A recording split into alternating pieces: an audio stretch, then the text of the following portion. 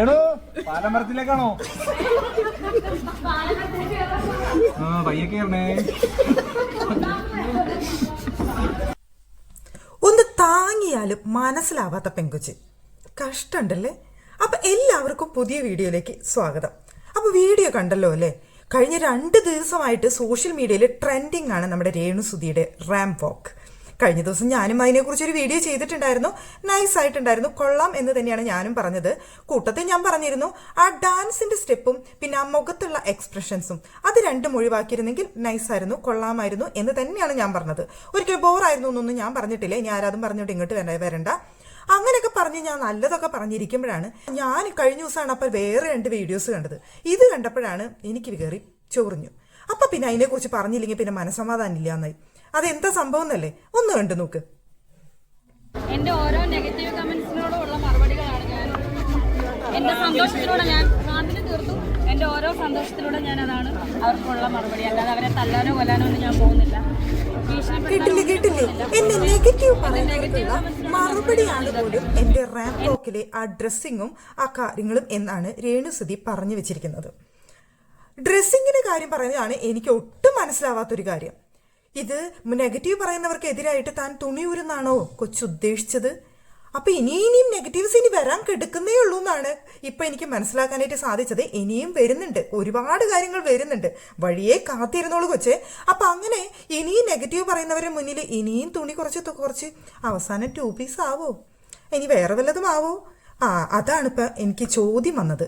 ഈ ഒരു ഇന്റർവ്യൂല് ഇന്റർവ്യൂ എന്നല്ല, മീഡിയരെ കണ്ടു കഴിഞ്ഞാൽ രേണുസുധിക്ക് എന്തെങ്കിലും പറഞ്ഞില്ലെങ്കിൽ പിന്നെ സമാധാനം ഉണ്ടാവില്ലല്ലോ. മീഡിയയുടെ ക്യാമറ അങ്ങനെ മുന്നിലേക്ക് എത്തുമ്പോൾ തന്നെ അവിടെ എന്തെങ്കിലും ചോദ്യം വരും, അതിനുള്ള ഉത്തരവും രേണുസുധി അങ്ങ് പറഞ്ഞു കളയും.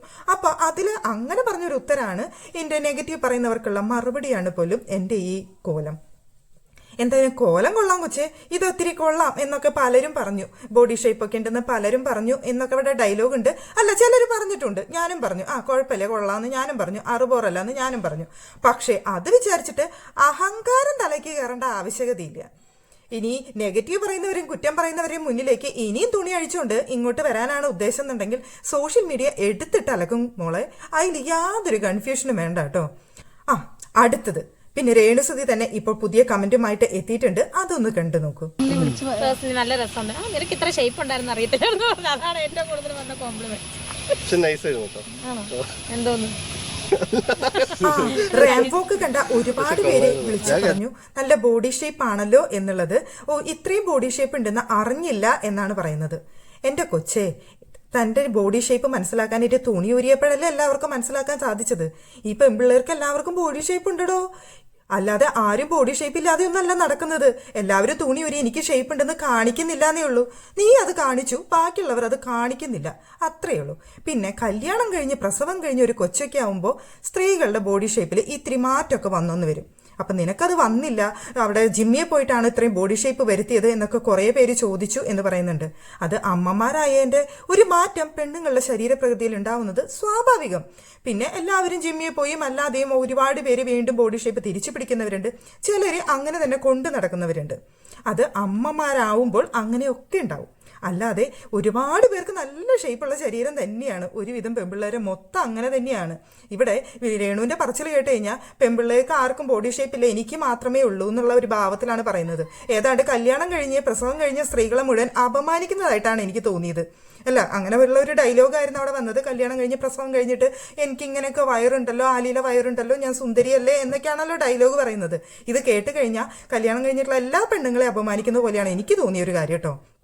നിങ്ങൾക്ക് എന്ത് തോന്നിയെന്ന് എനിക്കറിയില്ല. എന്ന് വെച്ചാൽ ബാക്കി ആർക്കും ഇല്ലാത്ത ഒരു ബോഡി ഷേപ്പും കാര്യങ്ങളാണല്ലോ രേണുസുധിക്ക് സെപ്പറേറ്റ് ആയിട്ടുള്ളത്. അപ്പൊ പിന്നെ അങ്ങനെയൊക്കെ പറഞ്ഞില്ലെങ്കിലേ അത്ഭുതമുള്ളൂ. സംഭവമൊക്കെ കൊള്ളാം. ഈ മീഡിയയുടെ മുന്നിൽ നിന്ന് കാണിക്കുന്ന ഗോഷ്ടിയാണ് എനിക്ക് പറ്റാത്ത കാര്യം. ആ മുടി അങ്ങിട്ട് തിരുമ്മി ഇങ്ങനെ ഗോഷ്ടി കാണിച്ചുകൊണ്ടിരിക്കും. സത്യത്തിൽ ഇവിടെ വൈശാലിയും പിന്നെന്തൊക്കെയോ പറയുന്നുണ്ടായിരുന്നു. എൻ്റെ ദൈവമേ, ഏതൊക്കെയോ കന്യകയും അതും ഇതൊക്കെ ഡയലോഗുകളൊക്കെ കുറേ വരുന്നുണ്ടായിരുന്നു. എന്തായാലും എനിക്ക് അതൊന്നും തോന്നിയില്ല. എനിക്ക് തോന്നിയത് പാലമരത്തുനിന്ന് യക്ഷി ഇറങ്ങി വന്നതാണോ എന്ന് തന്നെയാണ് ആ ചെറുക്കൻ ചോദിച്ച പോലെ എനിക്ക് തോന്നിയൊരു കാര്യം. ആ ചെറുക്കനൊന്ന് ആക്കി ചോദിച്ചതാണ്. എന്നിട്ടും ആ കക്ഷിക്ക് അത് മനസ്സിലായില്ല എന്നുള്ളത് മറ്റൊരു കാര്യം, എന്തായാലും ആ ചോദിച്ചിൽ നമുക്ക് തെറ്റി പറയാൻ പറ്റത്തില്ല. ആ മുടി അങ്ങ് ഇതിട്ടിട്ട് ആ കോപ്രായം അങ്ങോട്ട് കണ്ടു കഴിഞ്ഞാൽ നോർമലി ആർക്കും തോന്നും ആ പാലമരത്തിൽ നിന്ന് യക്ഷി ഇറങ്ങി വന്നതാണോ അതോ പാലമരത്തിലോട്ട് കയറി പോവാണോ എന്നൊക്കെ ചോദിക്കാനായിട്ട് തോന്നിപ്പോവും. ഏത് നേരം കൈ ഇങ്ങനെ തലയിലായിരിക്കും ഫുൾ ടൈം. ഒന്നല്ലെങ്കിൽ മുടിയും ഇങ്ങനെ ഉറച്ചുകൊണ്ടിരിക്കും, അല്ലെങ്കിൽ തലയിലിട്ട് ഇങ്ങനെ കാണിച്ചുകൊണ്ടിരിക്കും. തലയിൽ എന്താണ് ഇതിന് മാത്രമേ ഉള്ളതെന്ന് എനിക്കറിയില്ല കേട്ടോ. എന്തായാലും ഫുൾ ടൈം അങ്ങനെയാണ് കൈ ഉണ്ടാവുക. ആ തലേന്ന് കൈയെടുത്തിട്ടുള്ള ഒരു സമയവും ഞാൻ കണ്ടിട്ടില്ല ഈ പെങ്കൊച്ചിന്റെ. ഏത് വീഡിയോ നിങ്ങൾ എടുത്തു നോക്കിക്കോ, ഫുൾ വീഡിയോയിൽ ഇങ്ങനെ മുടി തഴുകി നിൽക്കുന്നത് കാണാനായിട്ട് സാധിക്കും. എന്തായാലും തുണി കുറച്ച് കഥ പറഞ്ഞപ്പോഴാണ് ഇപ്പൊ പുതിയൊരു ലേറ്റസ്റ്റ് വീഡിയോ കൂടി ഞാൻ കാണാനിടയായി. ആ വീഡിയോ കൂടി ഒന്ന് കണ്ടോളൂ. നല്ല കോസ്റ്റ്യൂം ആണല്ലേ? സ്വർണ്ണ പോലീസാണോ? പുതിയ തുടങ്ങിയോ? ഇങ്ങനെയുണ്ട്, കൊള്ളാവോ? ബോറായിട്ടൊന്നുമില്ല കേട്ടോ. ഞാൻ ബോറായിന്നൊന്നും പറയല്ല. ഇങ്ങനത്തെ ഡ്രസ്സ് ഇട്ട് കഴിഞ്ഞാൽ എന്താ കുഴപ്പം, ഇപ്പൊ ട്രൗസർ ഇട്ടാൽ പറ്റത്തില്ലേ എന്നൊക്കെ ചോദിച്ചുകൊണ്ട് ചിലപ്പോൾ എന്നെ തെറി വിളിക്കാനായിട്ട് ആൾക്കാർ വരും. ഞാൻ ബോറാണെന്നും ഇടാൻ പാടില്ല എന്നും ഒന്നും ഞാൻ പറഞ്ഞില്ല. ഞാൻ ഇത്ര മാത്രമേ ഉദ്ദേശിച്ചുള്ളൂ, ഈ ഒരു ഇന്റർവ്യൂ കഴിഞ്ഞിട്ട്, അതായത് നമ്മുടെ കഴിഞ്ഞ ദിവസത്തെ റാമ്പ് വാക്കും ഇന്റർവ്യൂസ് ഒക്കെ കഴിഞ്ഞതിന് ശേഷമുള്ള സീനാണ് ഈ കാണുന്നത്. അപ്പോൾ അവിടെ നെഗറ്റീവ് പറയുന്നവർക്കുള്ള മറുപടി ആയിട്ട് അവിടെയൊക്കെ വന്നു. അതിന് ശേഷമുള്ള കോലമാണിത്. അപ്പോൾ ഓരോന്നോരോന്നായിട്ട് ഇനി പൊട്ടിപ്പുറപ്പെട്ട് വരും എന്നാണ് എനിക്ക് തോന്നുന്നത്.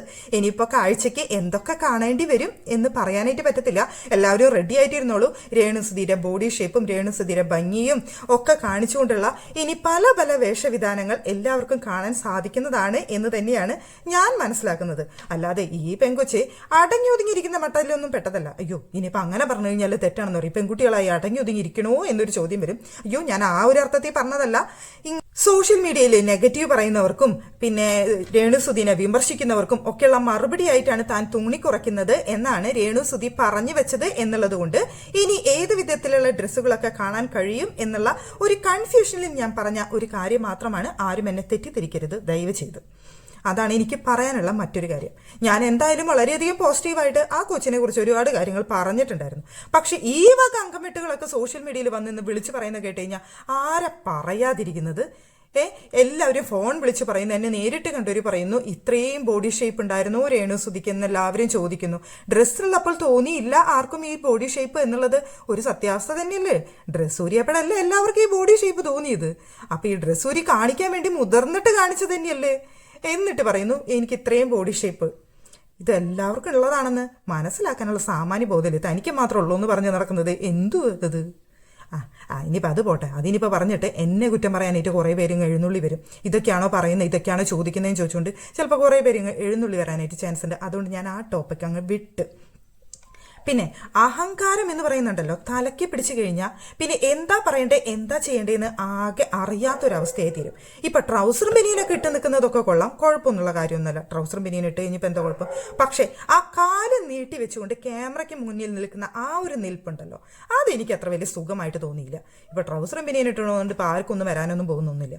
പക്ഷേ ഇത്രയധികം ക്യാമറകൾ ചുറ്റി നിൽക്കുകയും അവിടെ മീഡിയാസ് ചോദ്യം ചോദിക്കാനായിട്ട് വരികയും ചെയ്യുന്ന സമയത്ത് ആ ക്യാമറയുടെ മുന്നിൽ അങ്ങ് കാല് നീട്ടി വെച്ച് അങ്ങ് നിന്ന് ണ്ട് ക്യാമറമാൻ ചോദിക്കുന്ന ഒരു ചോദ്യം ഉണ്ട് അവിടെ, ചേച്ചി കാലിലിട്ടിരിക്കുന്ന കൊലുസ് സ്വർണ്ണമാണോ എന്നാണ് അവിടെ ചോദിച്ചുകൊണ്ടിരിക്കുന്നത്. അയ്യോ, ഇനിയിപ്പോൾ അത് കൊലുസ് സ്വർണ്ണമാണെന്ന് പറഞ്ഞിട്ട് ഇനി അടുത്ത പ്രശ്നം വരണ്ട എന്നാണ് അവിടെ മറുപടി.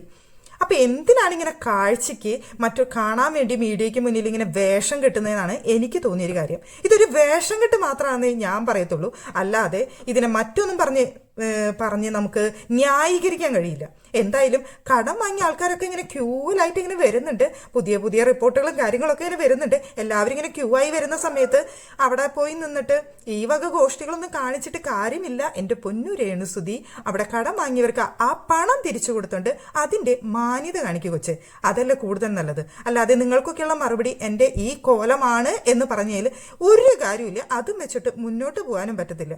അതിനെ വേറെ വല്ല പേരും പറയേണ്ടി വരും. അതുകൊണ്ട് തന്നെ മുന്നോട്ട് പോകുമ്പോൾ എല്ലാവരും മുന്നിലും ആ തല ഉയർത്തി അങ്ങ് നിൽക്കാനായിട്ട് ആ വാങ്ങിച്ച കാശൊക്കെ അങ്ങ് തിരിച്ചു കൊടുത്തേക്ക്. ഇപ്പൊ കുറെ സമ്പാദിക്കുന്നുണ്ടല്ലോ, സീരിയലും സിനിമയും കാര്യങ്ങളും ഒക്കെ ആയിട്ട് കുറേ ചെയ്യുന്നുണ്ടല്ലോ. അപ്പൊ പിന്നെ അതങ്ങ് കൊടുത്തേക്ക്. ഇനി കൊടുക്കാതിരിക്കുന്ന കഴിഞ്ഞാൽ മോശമുണ്ട്.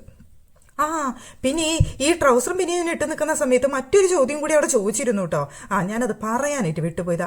അമ്മയിൽ അംഗത്വം എടുക്കുന്നുണ്ടോ രേണുസുധി എന്നായിരുന്നു അവിടുത്തെ ക്യാമറാമാന്റെ ചോദ്യം.